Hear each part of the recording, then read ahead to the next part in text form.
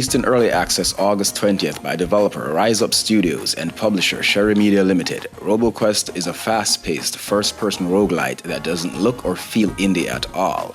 Thanks to the publisher for the early access code.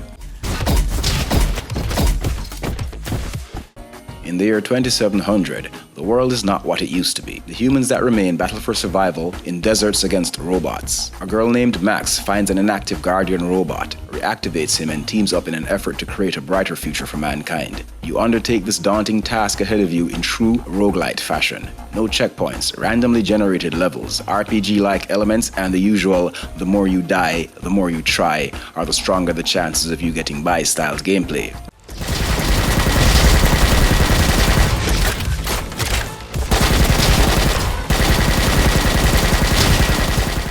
Unlike many roguelites and likes I've played in the past, however, Roboquest is such an incredibly polished and refined experience that the aforementioned does not feel like a chore. With each death, I'm more than happy to go again, and this is coming from someone who hates doing things over.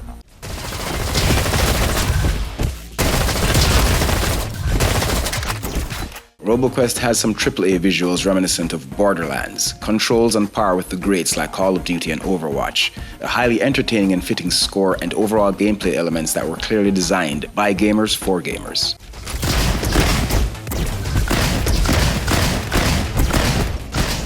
The cel-shaded visuals are what got me first.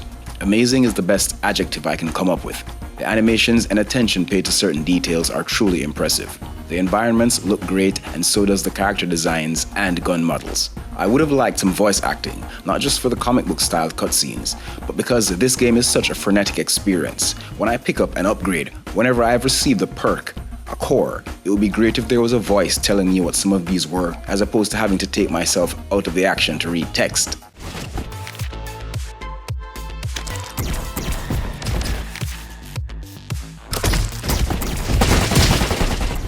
But this isn't a review really, more of a preview, where I also give some feedback.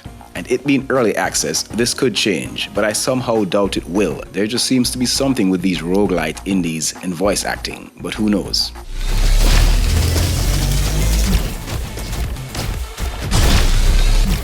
So there's not much about this game that I can complain about really. When I first started it up, all the sound effects were absent, and then there's this odd mechanic that allows you to drop the gun you have equipped. I have yet to understand the purpose of that, as it is also mapped to the button I would usually use to swap weapons.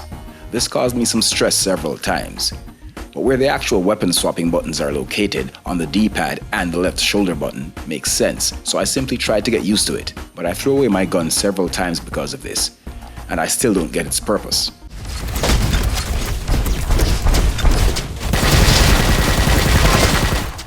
Other than that, this game is top tier. The controls are so precise, so tight, the gunplay is amazing. The game was designed to do what it does best, as the story takes a backseat way back and leaves only the bare essentials, ripping everything to shreds. Not only does this game look similar to Borderlands, but the weapon selection seems to be following suit as well. It being early access, who's to tell how many weapons will be available eventually? But for now, the guns just keep rolling out, with an amazing variety.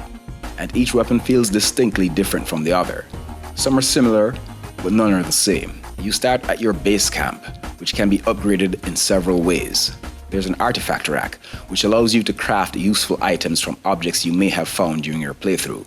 You end up with things like a backpack that allows you to carry more weapons and so on. There's a gunsmith station, where you can upgrade your weapons, a core library, where you can craft upgrades for your cores you acquired. Labos is where you unlock various craft upgrades, where you can unlock classes which offers different loadouts. The armory, where you craft upgrades for these loadouts, and a perk bank, where you upgrade your perks. While out on a run, this is where you earn these various upgrades. You can also collect cores, which play a role in enhancing your stats, which includes technology, precision, demolition, and assault. Roboquest's difficulty can be a bit brutal, regardless of what level you choose to go in on. But this is a roguelite, so that's expected. You only need to respect the grind, and you will persevere.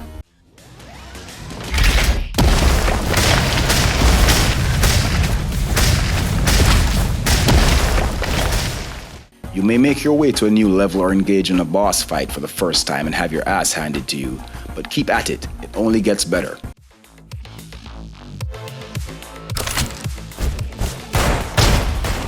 This isn't a review, it's more a preview of what's available in this early access so far, which also serves to give you an idea of what's to come.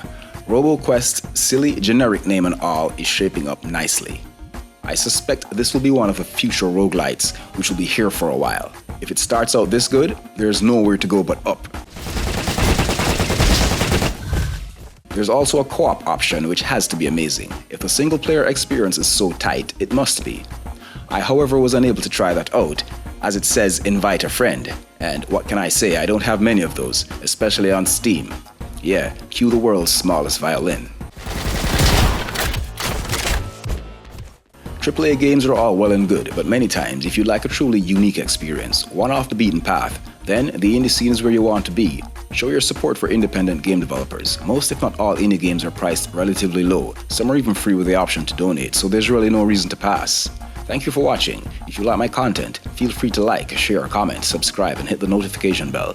Let's say I pissed you off though. Then we all know where to find the various hate buttons, don't we? Either way, I won't hold it against you. Our game is never over.